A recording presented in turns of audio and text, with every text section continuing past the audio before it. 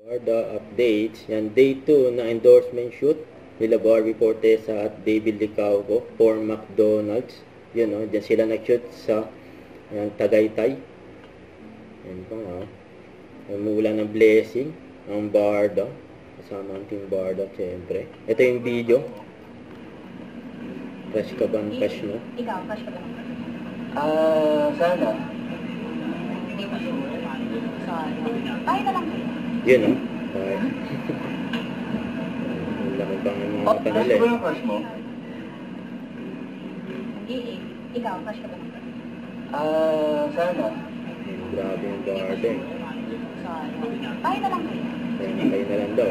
Yun, no? Masaya mga Barda fans, siyempre. And is a wrap. And tapos na ang kanilang endorsement shoot for McDonald's.